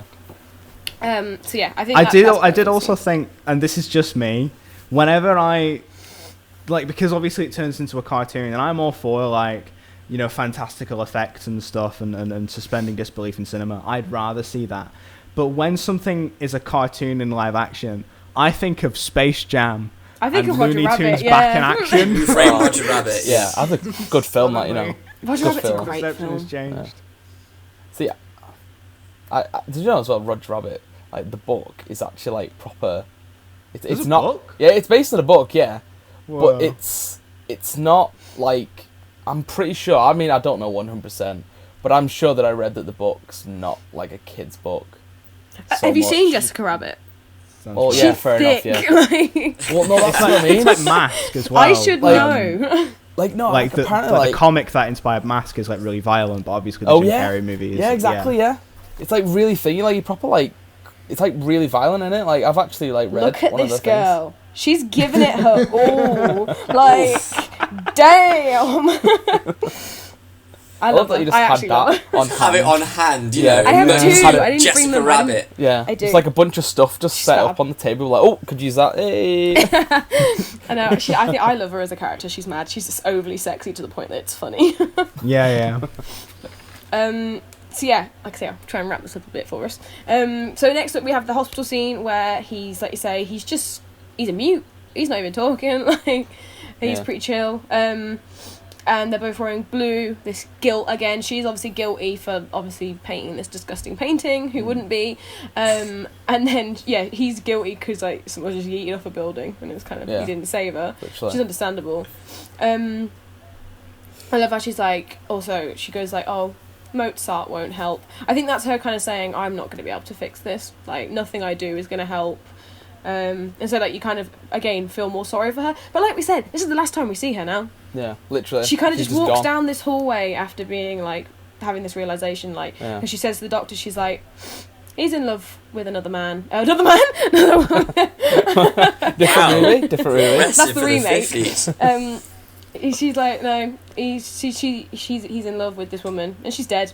So kind of necrophilia at this point, but Well, see, actually saying that really quick. I remember once I read a thing, and someone asked like Hitchcock how he described this film, and I can't remember the exact quote, but he described it something like the film's about a man who falls in love with like a dead woman or something like that, and that's how he described the whole film, in one sentence. And I was like, okay. I mean, I guess it's dark. The horrendous painting that she did wasn't a painting of Madeline. It was a painting of her like great grandmother. So she must have thought, well, the only reason he's being so weird is because he's in love with this woman in this painting. So I'll paint my face on it. I found that really odd. It was like, oh, why has she painted her picture of herself as the dead woman and not the actual woman who he is in love with? I was like, so maybe he was always in love with a dead woman. The whole time. Maybe. Oh, maybe. Oh, that kind of comes up a bit later. So well done. Proud of you. We then also proud of you. You did it. Then obviously we get, like Sam said earlier, he kind of retraces his footsteps, and every time he goes to a place where he first saw her, he thinks he sees her, but it's always someone ironically and very well timed. Same coat, same grey suit. It's all a bit too well. I feel like Gavin did this as well just to be annoying. Yeah. Just like so there's kind of no sound again, there's no speaking, it's all kind of just very visual. You're kind of going along with him. And then we see Judy, and she's chilling, very much in green. Like it could be more obviously green. that iconic scene where she's like sat in the thing and it's like a silhouette with like the green sign, isn't it? Yes, I love that bit. I Remember the green sign. Don't you find it weird as well that he is like creepy enough? He's only just seen this woman and he thinks he genuinely looks like her. He goes straight up to her room and just like knocks on the door and just like. Honestly, from this point on, like it's the last half an hour of the movie. This, to me, it's a horror movie. And I don't think Hitchcock thinks it's a horror movie because nothing about like the way he frames it or the way the music's done or anything is a horror movie. But the actions of this man are terrifying so creepy from now on. This is the second half's definitely my favourite, as we said before, like you guys said as well. The second half's very much uncomfortable. Like you kind of like, why is he doing that? Like I was like, I feel like if this bit was actually intended to be creepy, you know what I mean, it would have given it more. Like I get that it's meant to be like a love story and it's meant to be like, oh, he's so in love with this woman that he's trying to make this other woman into her or something. I think if that's creepy. Yeah, exactly. If he'd embraced how creepy it is. If you played into it, it'd be better. Yeah. Like if you made it creepy, like you saw him kind of, like, if that was the point of the whole film, was that he fell in love with this woman, and then he kind of derails almost, and gets creepier and creepier. And then obviously it leads to that bit, there's that line at the beginning, isn't it, where she says, like, the only thing to save is another traumatic event or whatever.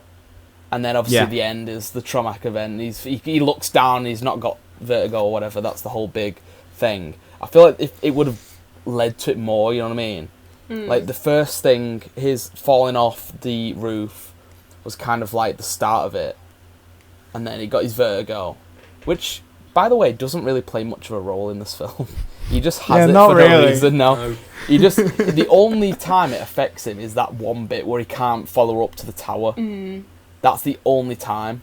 Like, he manages to do it at the end, when he gets up to the tower and almost stops her. And then she screams and falls off or something. I can't remember. Yeah. So, that creepy nun comes up and she's kind of like, what the fuck? And then, she falls back and just eats. That nun just chill. Why was she going up there? She just comes up and it's just like...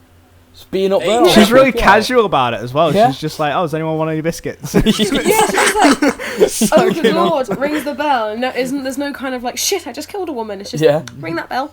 Does that make her like an accessory or something there? Because like... Probably. The way she responds to it, I think this happens every other Tuesday. She's like, there's another one. She's just joined and like, well, last week this other woman threw herself off the top of the tower. So this week, just happening again. Yeah, why not? Once she just looks at the guy and she's like, hey, wait a minute, you were here last week. Yeah, you were here what are you doing here? Thinks like a serial killer or something, you know what I mean? He probably, Zodiac killer or something? I'd like to think it finishes with him just like in a prison somewhere, just found out. I've actually just remembered as well. That's actually just reminded me. We had this joke when we were doing this in college that it's got nothing to do with the film, but you know the guy they're chasing at the beginning, who gets away. We always used to joke that he was the Zodiac killer, and that because he trips and falls off the roof, the Zodiac killer gets away and becomes the Zodiac killer. It's got absolutely nothing to do with the film. That's very, but whenever we were talking about the film, we'd be like, oh yeah, that butt on the roof where he's chasing the Zodiac killer. That's it. Just because it was San Francisco, that was the only reason. Oh my god. Only reason. So yeah, they just brought it up then. I was like, that's quite scary. Yeah. But there you go. Zodiac killer. So there's a bit where he's left after saying like, no, you're gonna meet me in an hour, bye, and he's gone. Yeah. She kind of like, it's behind her and she like really slowly turns to camera. Do you think she breaks the fourth wall there? I think she's meant to a bit, yeah. Yeah. She's like looking at them, and then there's this, like you said, the montage of how it actually went down. I kind of think that's her moment of, damn, I've been caught. But I think I definitely didn't pick up on what the twist was at all. I had no idea there was going to be like this. Yeah, no, same. Some murder happened, and so I'm actually a stand-in for the woman that was murdered, and you're supposed to like follow me up here, but because you're scared of heights though, because like you won't, and then we'll throw the dead body. And I don't think you could have really. I tell you what, when I originally watched it, and I was about to get to this scene, I was just watching him meet Judy for the first time, and I looked at the timeline, and I was like, there's 50 minutes left of this movie. Yeah, but you almost think, what is more? What more is there to do? I get what you mean though. I honestly did not see like the whole thing. Yeah. Like it gives no indication that there's going to be a big plot twist at all. No. It's just that's why I like you think it. he's just like the whole thing. Like the one I remember thinking though, being like, oh, so he's met this girl that kind of looks like her, and I was looking at her like, is that actually the same actress? And they've just made it look different. And then it reveals it, and I'm like, oh wait, so he conveniently bumped into the woman who's just spent however long. It felt really convenient that he just bumped into her. And outside of the same florists as well. Yeah, and it's just kind of like, okay. You wouldn't chill around the same places, would you? Yeah, exactly. like, do you reckon it's meant she was doing that deliberately? Yeah, happened to I bump think into maybe. Oh, him? maybe, yeah. Probably. Yeah, was it more of so. a she's just hasn't fled the scene of the crime and is just Maybe. chilling? Is like, oh, what? Well, It's like later when he's like, don't keep souvenirs of a killing. It's like, because of the necklace, it's like, you just wouldn't wear it, would you, if you know he's the guy? Yeah. I think, I don't know whether she just genuinely slips up and goes, oh yeah, that's not nice with the outfit. Oh, shit. Oh, yeah. That bit's really weird. Doesn't she, like, live in a hotel as well or something? I don't know if it Back in the ever day, actually you shows could it. do that. I'm pretty sure you just rent a hotel for ages. Nowadays, that's not even a Literally, thing. they'd kick you out after, like, a certain amount, like, a week or maybe 2 or something. If it looks like you're living there. Because that does not look like an apartment, does it? It's just a room with a bed in it and a bathroom. And that green sign outside. Like, if that was an actual apartment, like, who would buy an apartment with a massive neon light outside the window? Yeah, it's quite intrusive, Blind isn't it? person. Daredevil, he does it in the first Daredevil, episode. yeah, he does, doesn't he? Actually, I thought about that. He was like, oh, can you sleep with that sign? It's like, I'm blind, so... Blind though, so innit? It's like, you tell me. But yeah, I don't know. I thought that it was weird. I always thought that it was a hotel she was in. I don't know if No, it's it's definitely a hotel. like, maybe she's like lingering around, maybe, but she has like mates. She's like talking to like a bunch of mates when he sees her. So, And she has a job.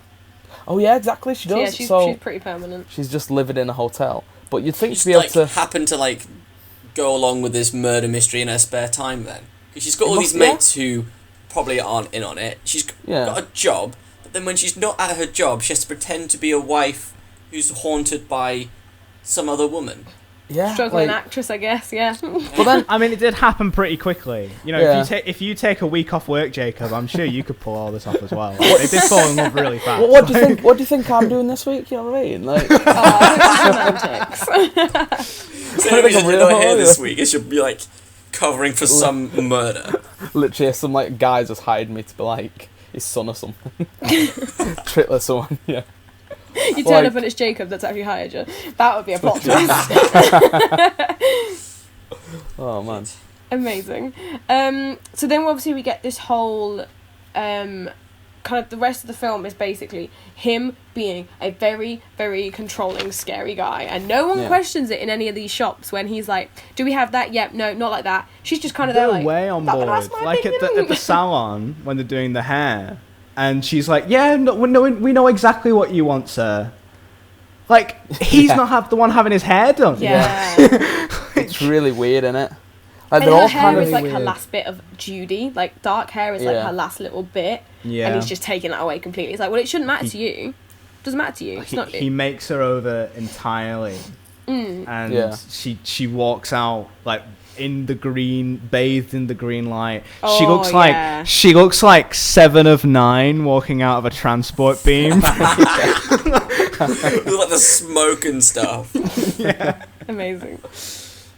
So that all happens, and like it's just very creepy, the fact that he's like and she goes along with it though. Like, I'm sure if I was to say to you, Jacob, no, you're not having platinum blonde hair anymore, you're going green. Platinum. She does go along with it, but she is distraught during it. Like, she is upset by it. Yeah. She does lash out. She eventually goes along with it, but like, she's not totally into it. Which is why, like, when we get to the point where, because she insists on not doing her hair the same way, and then she eventually does the hair the same way and then emerges, and they have the kiss, and it's a really nice shot going all the way around, and you see like previous locations. It's really well shot and edited. It's really beautiful, but the music's like so triumphant. He's done it. He's kissing the dead woman, but it's to me it's so scary. Yeah, it's tonal dissonance to me. That's what I mean. They should just run with it. Like, it would have been so much better. Just have that as the story. Like if it was weird in 1958. If it was weird in 1958, then it's not gonna be like, it's gonna be worse now. Oh yeah. That's why I feel like this film isn't. It's like, we studied it because of that reason, because of like just how like controlling he is, and you gotta like study like how you can't make a film like that anymore. You wouldn't make a film like that anymore, you know what I mean? Shouldn't have even made a film like that then. Like, it's... Yeah. That's the only reason we study it. Like, I don't know, it's weird. I like the bit when she comes out in the dinner dress and she's like me? Like, she's still getting his approval. It's almost like he has to make sure everything is fine and perfect. Yeah. Like, no one needs that. Leave him, sis. Yeah. End of the film. We're there, nearly there. 1 hour and 48 minutes, guys, nearly there. So they go out for dinner, and obviously she pops on the necklace, and there's a bit in the car where he's just like, we're just going somewhere. That is so evil. Yeah. In it. Out in the woods and everything. Like, I don't know how long they've been like together at this point, but like he's like full on this taking her into like the woods, isn't he? Like just driving her out, there, like, middle of nowhere, and she's like she'll like at what point as well will she like recognize it as the place where they did that whole thing? Because I can imagine her and Gavin went and like did like practice ones. Not throwing off the thing, but like practice, like just. I imagine she's been there at least 2-3 times, so she would start to recognise it. Like, why are we going here? This is getting a bit weird. Is he gonna throw me off the tower? Like, I don't know. I feel like she'd be like, but again, yeah. If it was actually like a horror film or like a thriller or something, that would have been good. But because it's a romance film, it's kind of weird. It is. I think it's a romance thriller. I do think the two definitely come into one another. But like I say, I think, I don't know, it's a weird one. It's a weird film altogether, I think. I don't think you can really put labels on it, like you say. No. It's like, he does all that stuff and the film makes it out like he's doing it because he's like so in love, and it's like, oh, he's so in love, so he's trying to do this, but it's just weird. Yeah, he's just a don't creep. do it. He's a creep. He's a weirdo. He's like... So when we see the mission, it's all completely in blue. The whole shot is blue, so it's kind of like this is a guilty place, something guilty is going to occur again. It's kind of like a bit of foreshadowing. But I don't know if you noticed as well, when we had that point, the shot where it kind of, she breaks the fourth wall, that is meant to be the switching of point of view. So we've been with Scotty this whole time, now we're with her. So this is kind of like, you kind of meant to be on her side. As much as she, did all this bad stuff, you're like, oh my god, is he going to take up that and kill her? Like, this is a bit scary. So you're kind of on her side, which is quite interesting. Yeah. I mean, they take it really far, like, because she's, as they do go up the steps, she's getting like really, really distraught. She's crying, and he's like it's beyond just simple control. Like, he grabs her, he strangles her, he shouts at her. It's a really vile scene. Yeah. No, it's very I every time I watch it, I'm like, oh my god, who is this guy from It's a Wonderful Life? This is very terrifying. Literally. Well, when I watched this, that was like the only thing I'd seen him in up until that point. So and even that's quite a dark film. Yeah, well, yeah, so he tries to kill himself now as well, jumping off something. What's it with him? What's with like jumping off stuff in the 50s? You know what I mean? Like, everyone just have a thing for it. It's weird. It's quite funny, isn't it? And because he wasn't even. Didn't he like stop being in? This was like one of the last. I feel like he was in stuff after this, but this was like his last kind of, or one of his last major roles. I'd say. Probably, it's probably one of his last blockbuster films. Probably, yeah. Yeah, because like he's obviously like there's like a bunch of films he's in. I can't think of any on the top of my head. I mean, there might be other stuff after this, but I can't think of any. So. No, I can't think of any off the top of my head. Yeah. But neither. No. Yeah. I don't know if you noticed as well, that last scene when they're actually up, just before she accidentally falls off, most of it's out of focus. So part of me feels like they filmed it and Hitchcock went, fuck, that was quite good then. We're going to have to use it. Yeah. Because most of it's out of focus. Like, I was there like, hang on, is this just really bad, or... It felt really rushed, I thought, just because of the way it looked. Like, it's obviously the end of the film. I don't know if they've changed the end of the film or something, I don't know. But maybe it was just the lighting as well, because it's obviously meant to be night, isn't it? So maybe it's just because it was really dark that the camera just wasn't picking up the image as well or something, I don't know. But, I don't know. It's weird, isn't it? It's very weird. But there we go. Then, she yeets it off, and he's lost everything. Yeah. He's alone again. Don't even know where Midge is at this point. She's gone. Gone. He's probably gone to prison because all these people probably he probably does go to prison. He's probably just depressed and he's like, oh, all these people dying. Oh, but do you reckon he was because if you'd been in love with a person and then found out that actually they were an accessory to a murder, and so rather than just saying, wait, hang on, explain, or actually I can probably try and I'm a detective. I wanna be a detective again, rather than trying to catch the guy and unravel it yourself, he goes, No, I'm going to confront her at the top of the tower where she made me embarrass myself because I'm scared of heights. And then that's going to be my redemption. Like, what? How is that ever going to... I don't see what his plan was there, really. It's... Just get angry, innit? He's just a bit pissed off. And all that drive, just an angry drive, you just sat with it, just... I'm fine. She's just sat there, like, next to him, like, what's happening? He's just like, driving like that. It's like, don't even ask the question. Fuming. Literally. I am livid right now. Yeah. Oh.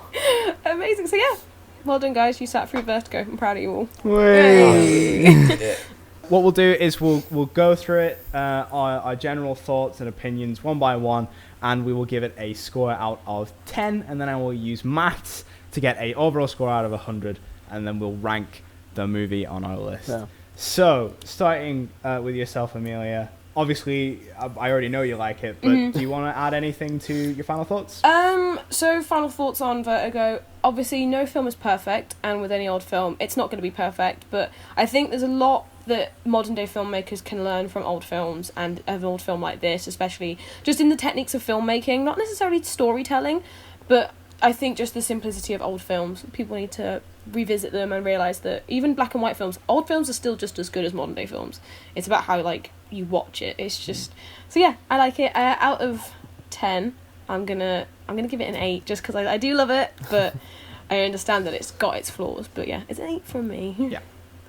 Brill, 8 out of 10. Jacob.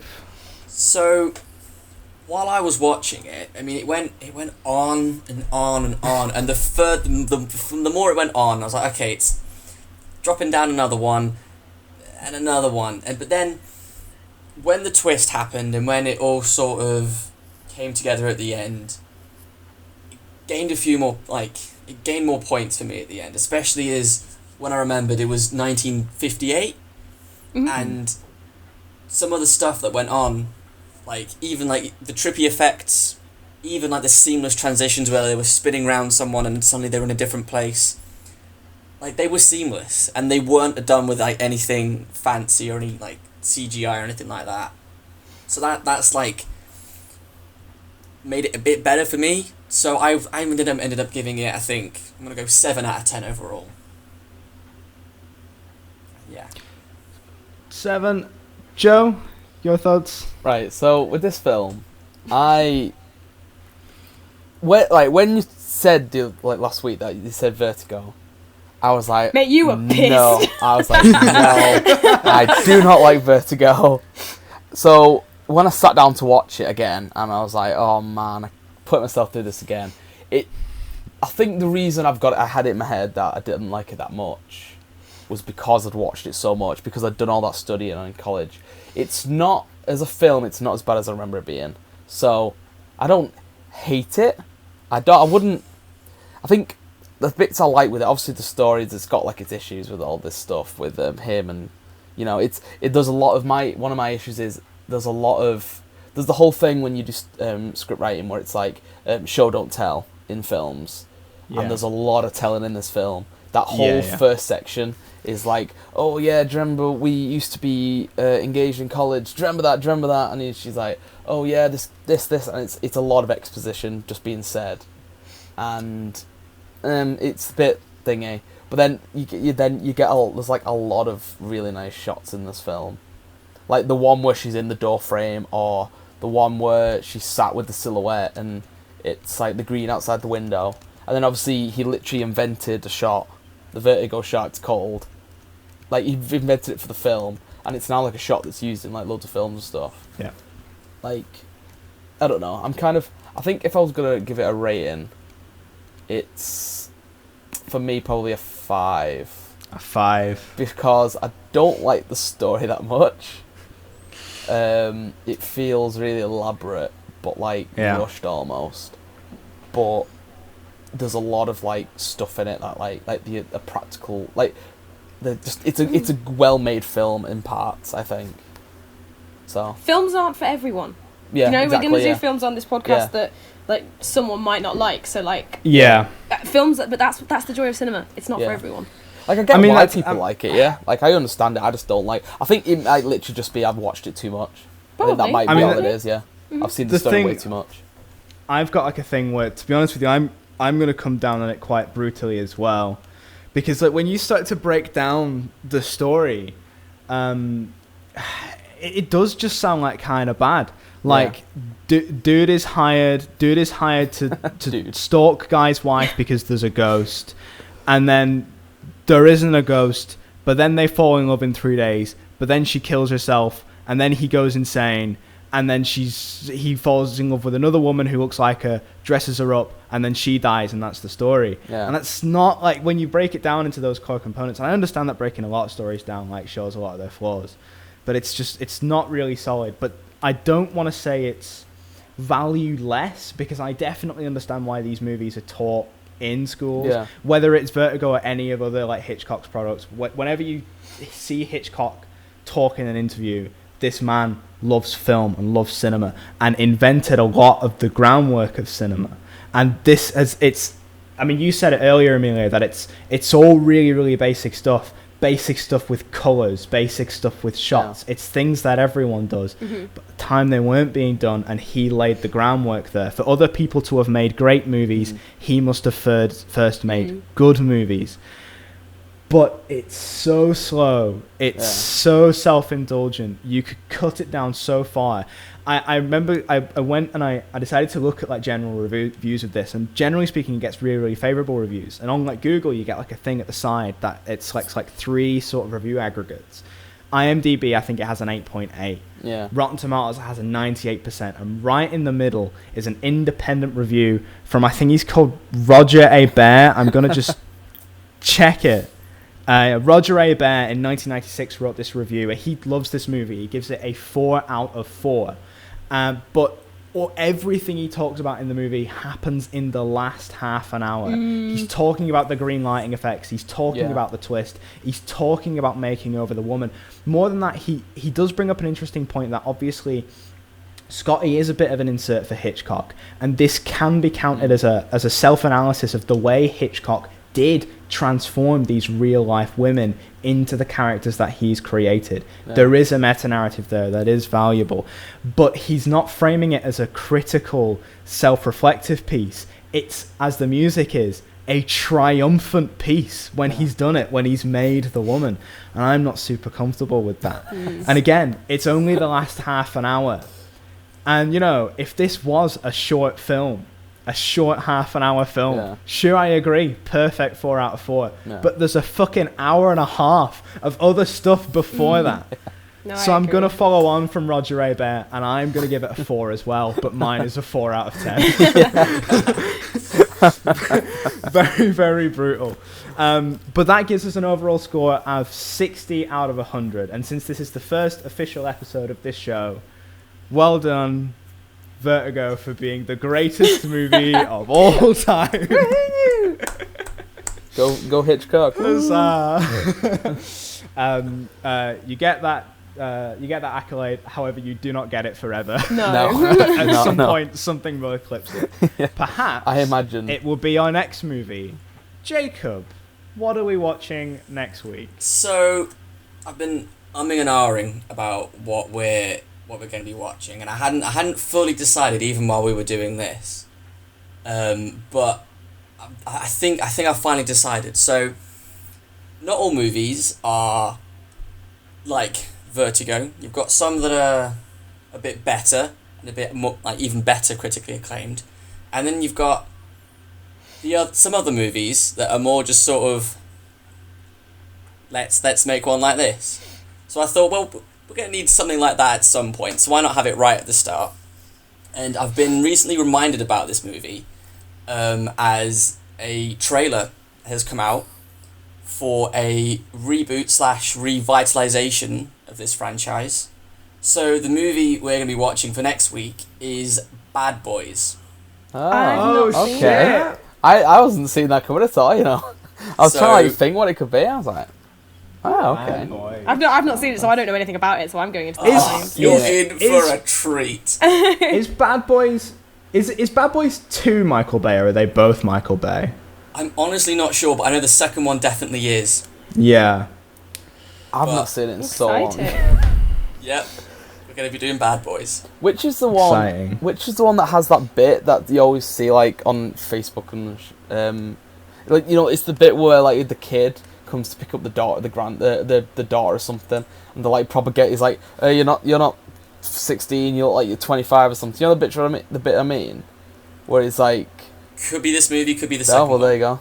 It is one of them. It's like the bit that everyone always knows, but I've not seen this one in so long. I don't even think I've seen the second been a one. Yet, while. so yeah, but I'm excited. Exciting. Exciting. Okay, join us next week for Bad Boys. Thanks for watching / listening. Hooray, we did it.